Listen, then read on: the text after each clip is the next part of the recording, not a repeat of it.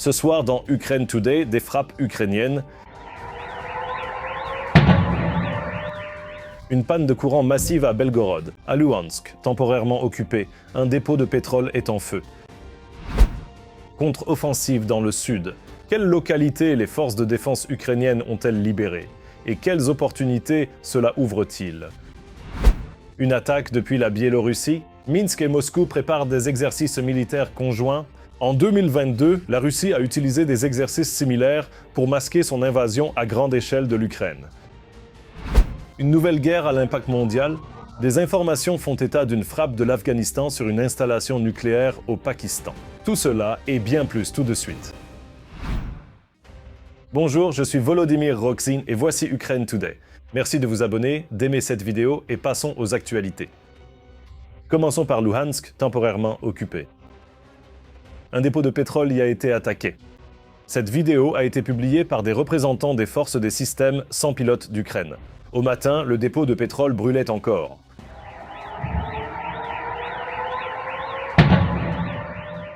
Passons maintenant à la Russie, à Belgorod.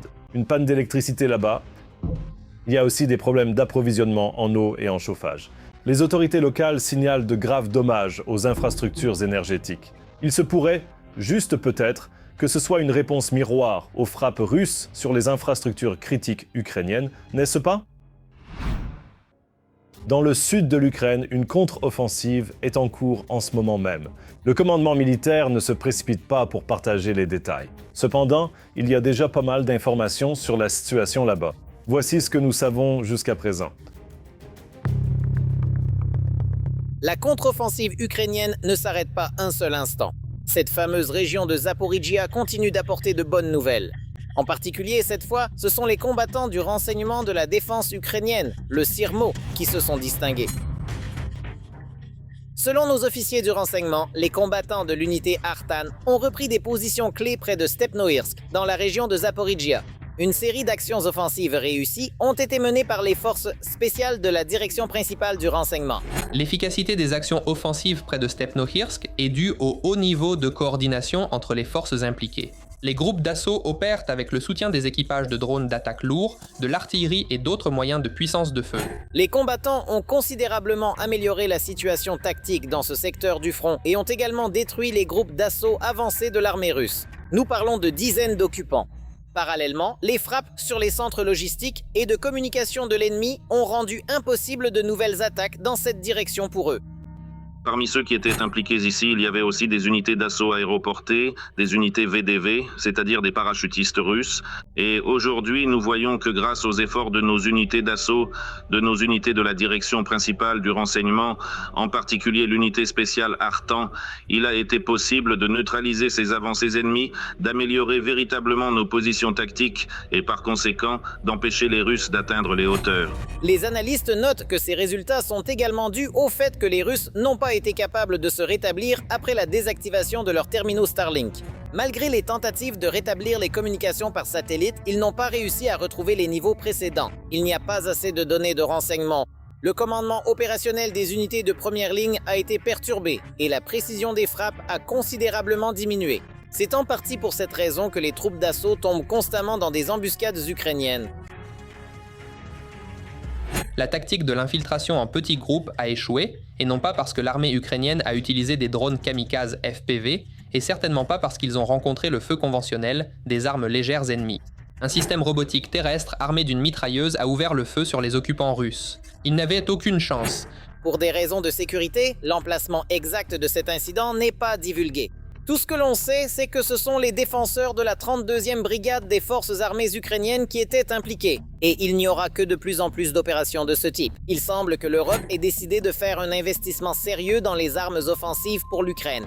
Il est déjà connu que la France et la Norvège financeront le transfert de munitions aériennes et de systèmes de surveillance vers nous, pour une valeur d'environ 460 millions de dollars. Les armes seront fournies à partir des entrepôts de l'armée française, ce qui permettra à l'Ukraine de capitaliser sur le succès de son offensive dans les mois à venir. Cette offensive est importante non pas à cause de la quantité de terres libérées, mais parce que l'armée ukrainienne stabilise la situation dans le sud et repousse les unités russes. Dans le même temps, les analystes notent que les succès actuels des forces armées ukrainiennes sont, entre autres, le résultat des réformes menées au sein des forces de défense. Le passage à un système central a essentiellement permis de prendre des décisions de commandement sur le terrain plutôt que d'attendre une confirmation du centre. Cela s'applique également aux décisions concernant les frappes contre l'ennemi, ce qui a considérablement réduit le temps nécessaire à l'approbation des opérations et augmenté l'efficacité de nos attaques. Des drones des forces d'opération spéciales des forces armées ukrainiennes ont frappé la zone où se trouve la division de missiles Bastion en Crimée. Il s'agit d'un système de missiles côtiers initialement conçu comme une arme anti-navire, mais dont les missiles Onyx sont utilisés pour frapper des villes ukrainiennes et les ports d'Odessa. Des drones ont également touché un dépôt de munitions près du village de Nijneïa Krinka et un entrepôt logistique dans la région de Velika Novosilka. Tout cela se passe dans la région de Donetsk. Quant à la contre-offensive ukrainienne elle-même, le commandement rapporte qu'elle perturbe déjà les plans du Kremlin pour 2026. Pour soutenir ses forces en retraite depuis Zaporizhia, la Russie transfère des réserves qu'elle avait conservées pour le printemps et l'été de cette année. Et le seul résultat que cela apporte est une augmentation des pertes parmi les occupants. Il est évident que les délais pour le front de Zaporizhia concernant l'offensive sur la ville de Zaporizhia ne seront pas seulement ajustés par l'ennemi aujourd'hui, mais que l'ennemi sera probablement contraint de changer complètement ses plans, car il a été repoussé des positions qu'il tentait de fortifier. L'état-major général note également qu'il communique la situation au front avec un retard délibéré afin de ne pas perturber les opérations des forces de défense. Et puisque la rhétorique de nos militaires ne change pas, nous pouvons affirmer avec confiance que les forces armées ukrainiennes ont clairement progressé plus loin que ce qui a été officiellement annoncé. Au cours des dernières 24 heures, la Russie a perdu au moins 1280 occupants, tués et blessés. Depuis le début de l'invasion à grande échelle, cela fait 1 265 130 envahisseurs. De plus, au cours de la dernière journée, les forces de défense ukrainiennes ont également détruit 2 chars russes, 6 véhicules de combat blindés, 17 systèmes d'artillerie et des dizaines d'autres équipements militaires ennemis. Mais le Kremlin sait déjà où trouver de nouveaux soldats à sacrifier. Une vague de recrutement d'étudiants se propage à travers le pays. On leur promet des avantages, une éducation gratuite et d'autres privilèges. Ces jeunes Russes ne comprennent-ils vraiment pas qu'ils pourraient ne jamais recevoir ces promesses parce qu'ils pourraient mourir dans cette guerre ? Le ministère russe de la Défense a tendu ses mains avides vers les étudiants. La direction prend délibérément la décision de priver le peuple d'éducation. Les priorités sont désormais complètement différentes. Pour l'instant, tout le monde ne prévoit pas d'envoyer les jeunes au front. Mais la voie pour les pionniers a déjà été tracée. À l'Université fédérale d'Extrême-Orient, des quotas ont été instaurés pour recruter des étudiants dans les forces de système sans pilote, comme l'a rapporté sur les réseaux sociaux l'ancien conseiller du recteur de l'université. Elle a également publié la documentation de travail. Le tableau indique le quota pour chaque département et séparément le nombre d'étudiants dans la catégorie prometteuse, c'est-à-dire ceux aptes au service militaire. En février, il a fallu recruter 32 personnes. Les objectifs les plus élevés sont fixés aux facultés techniques et de mathématiques. L'Institut politique est tenu de fournir 8 étudiants. L'Institut de mathématiques et de technologies informatiques, 7. Globalement, le quota de l'université est d'environ une recrue pour 170 étudiants. Ce n'est un secret pour personne qu'en Russie, on lave le cerveau des enfants et qu'on les élève essentiellement comme des occupants dès le berceau. L'agresseur envoie également des agitateurs dans les territoires occupés, immédiatement après avoir remplacé les panneaux de la ville par des inscriptions en russe. Si jamais il arrive que je ne sois pas appelé à servir, alors je choisirai de continuer à me battre avec la force de ma poésie. Mais le moment viendra pour chacun en Russie de combler le manque de personnel dans l'armée. Des étudiants anonymes de l'Université pédagogique de Novosibirsk ont signalé que des quotas sont apparus non seulement à l'Université fédérale d'Extrême-Orient. À leur université, un quota de 109 étudiants a été fixé jusqu'en avril 2026. Chaque faculté s'est vue attribuer des indicateurs de performance individuelle, KPI. La décision du recteur de l'Université pédagogique d'État de Novosibirsk a été rendue le 9 février, après un mois de campagne active. La nouvelle selon laquelle étudier à l'université ne garantira bientôt plus de rester en sécurité à l'arrière a alarmé les communautés russes sur les réseaux sociaux. Pour l'instant, la principale question est de savoir comment les enseignants d'aujourd'hui vont remplir ces missions et transformer les étudiants en soldats. Dans les commentaires, les utilisateurs partagent leurs expériences. Mon fils a été expulsé en 4e année le 25 février 2026. La rectrice l'a invité dans son bureau. Je l'ai accompagné. On nous a dit qu'il ne pourrait être réintégré qu'en 2e année.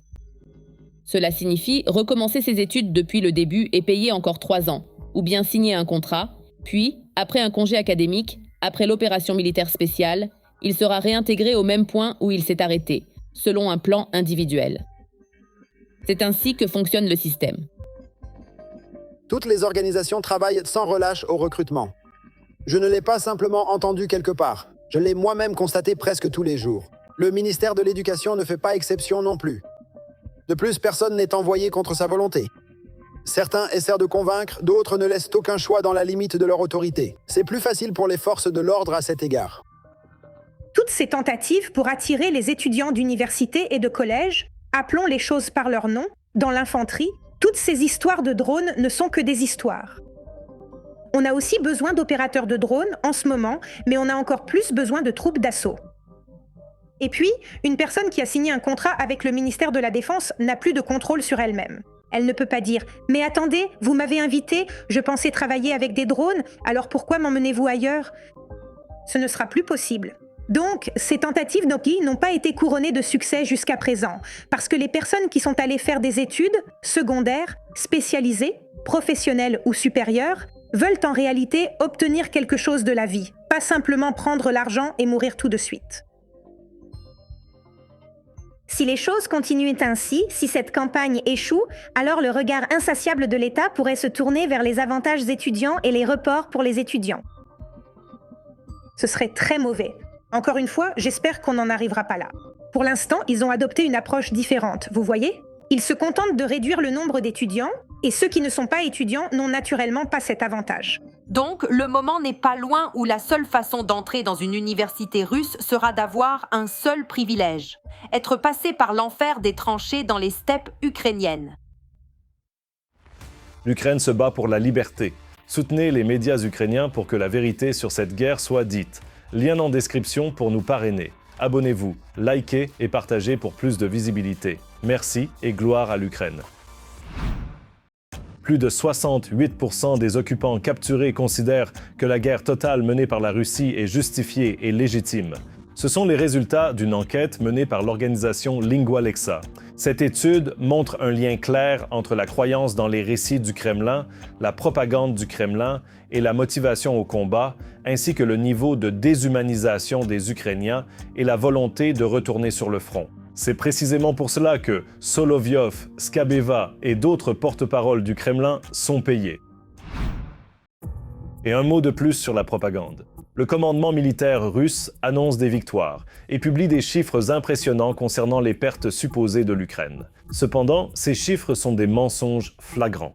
Ensuite, nous démystifions les mythes russes avec des faits et des calculs simples.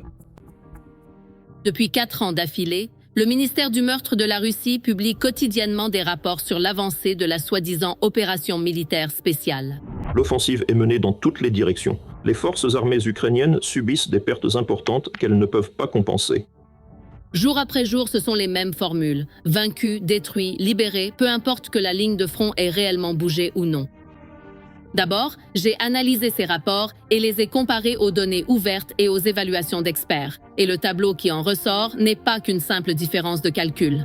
C'est tout un système d'écart entre les rapports et la réalité. Les données les plus frappantes concernaient le nombre de pertes dans les forces armées ukrainiennes. Ainsi, en 4 ans, l'armée russe a détruit, selon le SRPO, plus de 3,2 personnes. Dit comme ça, cela ressemble à une véritable catastrophe militaire pour l'Ukraine. En réalité, cependant, la situation est tout autre. L'armée ukrainienne a tenu bon et continue de résister, malgré le fait que chaque année, et parfois même chaque mois, certains affirment que l'armée ukrainienne est sur le point de s'effondrer, que le front va céder, que les troupes russes vont tout écraser, et ainsi de suite. Mais mois après mois, nous constatons que les forces armées ukrainiennes, malgré d'énormes difficultés et problèmes, des problèmes objectifs liés à des facteurs qu'elles ne peuvent pas changer pour l'instant, continuent tout de même de défendre leurs terres, de tenir leur position et, dans l'ensemble, n'autorisent pas l'armée russe à obtenir de résultats significatifs. Selon Military Balance pour 2025, la force totale des forces armées ukrainiennes était d'environ 730 000 personnes. Même en tenant compte de la mobilisation et de la rotation, le chiffre d'1 million de morts paraît mathématiquement impossible. Même les plus fervents patriotes Z le comprennent. Oui, on trompe le commandant en chef suprême. Mais ce qu'il y a de plus révélateur dans ce cycle de chiffres inventés, c'est la dynamique. Jusqu'à l'automne 2023, la Russie éliminait jusqu'à 500 militaires ukrainiens par jour. Puis, soudainement, ce nombre est passé à 1500 par jour. Dans le même temps, des rapports hebdomadaires ont commencé à paraître, faisant déjà état de 10 000 à 17 000 éliminations par semaine. Cette augmentation colossale a coïncidé avec les offensives prolongées de la Russie, qui se sont accompagnées de lourdes pertes et de succès minimes. De ce fait, plus le résultat sur le terrain était modeste, plus il paraissait grandiose dans les rapports. Des progrès très lents, accompagnés de pertes énormes. Elles ont un coût inimaginable, des centaines de milliers de vies humaines.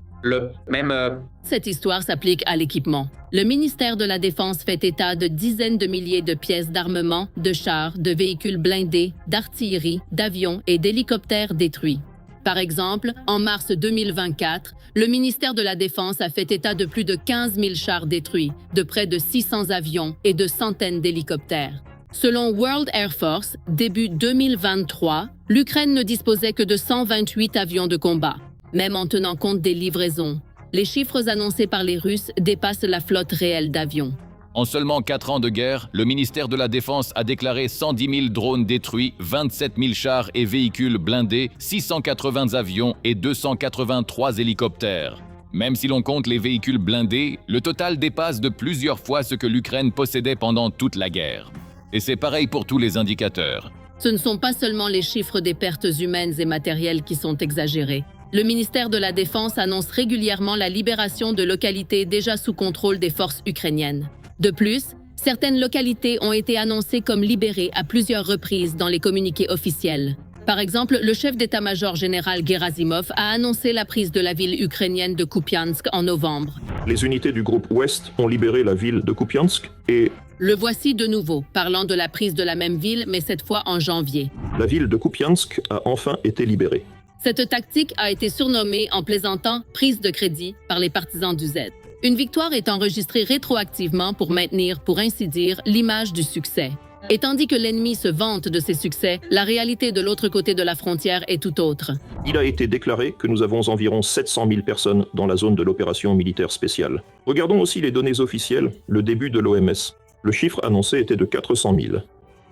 La question se pose immédiatement. Cela prend-il en compte Donetsk ou non ? Mais supposons que ce n'est pas pris en compte. Ensuite, la mobilisation de 300 000. Des soldats sous contrat pour 2022, je n'ai pas encore trouvé le chiffre, mais vous pouvez le trouver. C'est-à-dire, autant de contrats ont été signés pour 2023, plus 560 000. L'année 2024, plus 400 000. Pour 2025, les données officielles sont d'environ 400 000. Là, 411, je crois, ont signé des contrats. Donc au total, nous avons 2,2 millions. La question était la suivante. Étant donné la différence entre 7 et 100 000, il y a une interrogation concernant 1,5 million. 4 années de statistiques quotidiennes ont créé une image parallèle de la guerre. Dans celle-ci, l'Ukraine subirait soi-disant des pertes catastrophiques. Le matériel est détruit plus vite qu'il ne peut être produit. Des localités sont libérées plusieurs fois. Et plus ces chiffres augmentent, plus les Russes se rapprochent du fiasco. Des terroristes russes ont frappé 2 fois un hôtel du centre de Soumy avec des drones. Après la première frappe, les secouristes sont arrivés sur les lieux. C'est alors que la deuxième frappe a eu lieu. Heureusement, personne n'a été blessé. 50 personnes ont été évacuées. Minsk et Moscou préparent de nouveaux exercices militaires conjoints. Ils auront lieu sur le territoire du Bélarus. D'après les informations disponibles, ils ressemblent aux soi-disant exercices de 2022 qui ont précédé l'invasion à grande échelle de la Russie. S'agit-il d'une nouvelle menace pour l'Ukraine? Ou peut-être pas seulement pour l'Ukraine? Les réponses dans le reportage. Une nouvelle attaque depuis le Bélarus. La Russie et le Bélarus préparent de nouveaux exercices conjoints sur le territoire biélorusse. Vladimir Zelensky en a parlé lors d'une interview avec une publication biélorusse indépendante. Il a déclaré que l'Ukraine surveille la situation et évalue l'ampleur que prendront ces exercices. Je sais que Loukachenko et Poutine parlent d'exercices militaires conjoints sur le territoire du Bélarus. Nous verrons quelle sera réellement leur ampleur. La dernière fois qu'ils ont eu lieu à grande échelle, comme vous vous en souvenez, une offensive contre l'Ukraine a commencé. Donc tout cela représente des risques importants pour l'Ukraine, c'est certain, et je crois aussi des risques importants pour les Biélorusses. Les experts disent également qu'il est nécessaire d'étudier très attentivement le nombre de troupes présentes là-bas. Sur cette base, on peut analyser à quel point la menace est grande et quels sont les plans du Kremlin. Donc, si l'on parle d'une sorte d'invasion de l'Ukraine, d'un scénario Kiev 2.0, permettez-moi de vous rappeler qu'en 2022, un groupe de 40 000 membres des forces d'occupation russes a participé à cette invasion depuis le territoire de la Biélorussie. La Russie peut-elle aujourd'hui se permettre de préparer un groupe aussi important de 40 000 hommes? Non. Et qu'en est-il d'une formation à effectif complet? Là aussi non. Pour tenter une nouvelle invasion de l'Ukraine dans le but d'atteindre Kiev, le groupe russe devrait compter entre 100 000 et 150 000 hommes, et il serait tout simplement impossible de déployer une telle force sur le territoire biélorusse sans être repéré. Et il s'agirait principalement d'un groupe composé de personnel, donc ces menaces peuvent être surveillées à distance et simplement prises en compte. Fait intéressant, selon les experts, l'Ukraine ne se retiendra plus en cas de menace. C'est-à-dire que si la Russie mène des provocations sur le territoire biélorusse, alors les forces armées ukrainiennes frapperont également des cibles sur le territoire biélorusse. Il ne faut pas non plus exclure que la Russie puisse très bien recourir à des provocations frontalières depuis le territoire de la Biélorussie, encore une fois le long de nos frontières nord. Mais je ne pense pas que dans ce cas, l'Ukraine fera preuve d'une tolérance particulière envers la présence territoriale de la Russie, en particulier sur le sol biélorusse. Et leur déploiement concentré là-bas sera visé par tous les moyens dont nous disposons. Un autre facteur est que des exercices militaires sont en préparation sur le territoire de la Biélorussie et des convocations massives sont envoyées aux hommes, tant en Russie qu'en Biélorussie. Et dernièrement, tout le monde est embarqué à Grodno et dans d'autres villes de l'Ouest. Et voici ce qui est important. La région de Grodno est proche du corridor de Suwałki, une section stratégique entre la Biélorussie et la région de Kaliningrad. Ils sont emmenés rapidement, parfois sans même avoir le temps de faire leur bagage chez eux et parfois directement depuis leur lieu de travail, comme s'en plaignent les femmes. Officiellement, les autorités affirment qu'il s'agit d'un test de préparation au combat et d'une réponse à la rhétorique agressive de l'Occident. C'est pourquoi de tels exercices ne constituent pas seulement une menace pour l'Ukraine. Une attaque contre l'OTAN n'est plus quelque chose d'irréaliste puisque Poutine a déjà mené des attaques hybrides en Europe et les pays de l'OTAN se préparent déjà activement au combat. De plus, il est désormais connu que la Biélorussie et la Russie ont impliqué des combattants du Hamas dans la construction de tunnels en Pologne. La version officielle, faire passer des migrants illégaux en Europe dans le cadre d'une guerre hybride contre l'Occident. Mais les experts n'excluent pas non plus la possibilité d'envoyer des groupes de sabotage. Il est tout à fait possible d'imaginer que ces tunnels pourraient être utilisés pour une invasion militaire à grande échelle. Mais en réalité, leur objectif principal serait d'envoyer des groupes de sabotage de type commando, des équipes réduites d'opérateurs hautement spécialisés qui mèneraient diverses activités terroristes et organiseraient des provocations délibérées sur le territoire voisin. L'Ukraine est-elle prête à repousser une nouvelle offensive russe venant de la Biélorussie? Oui, mais l'OTAN est-elle prête à la guerre contre la Russie? L'OTAN n'est absolument pas prête à faire la guerre à un adversaire comme la Russie. Il n'y a pas un seul pays en Europe qui soit totalement, à 100%, ou même partiellement préparé à ce qui pourrait l'attendre en cas d'opération offensive de grande envergure impliquant toutes les armes que la Russie pourrait lancer contre l'un des pays de l'Alliance Atlantique ou de l'Union européenne. C'est précisément pour cette raison qu'il est inutile de négocier avec la Russie par peur de provoquer Poutine, comme le font actuellement la plupart des responsables politiques occidentaux. Poutine ne comprend que la force, et si on ne l'arrête pas à temps, une guerre en Europe pourrait commencer dès cette année. La chute du régime de Poutine ne rendra pas automatiquement la Russie plus sûre. C'est ce qu'a déclaré Kirill Budanov, chef du bureau présidentiel et ancien chef du renseignement militaire, dans une interview accordée à Almodon, un média rap. Selon lui, une paix réelle nécessite des conditions dans lesquelles la Russie disparaît en tant qu'empire et où des États nationaux distincts émergent sur son territoire. Il a également souligné que même après la fin des hostilités actives, les sanctions contre la Russie ne doivent pas être levées. Sinon, elle restaurera son potentiel économique et militaire. Des problèmes se sont accumulés à l'intérieur de l'État agresseur. Le Kremlin devrait mettre fin à cette guerre, mais il reste inconnu si la direction russe en a conscience. Et enfin, à propos d'une nouvelle guerre qui pourrait avoir des conséquences mondiales. Selon des rapports, l'Afghanistan a frappé une installation nucléaire au Pakistan, ainsi qu'une base militaire. La chaîne de télévision Ariana News rapporte des centaines de morts et de blessés. Nous suivons l'évolution de la situation. C'est tout pour aujourd'hui. Merci de nous avoir regardés. Merci pour votre soutien. Force aux défenseurs de l'Ukraine. Gloire à l'Ukraine. Aimez, abonnez-vous, commentez, partagez et à la prochaine fois.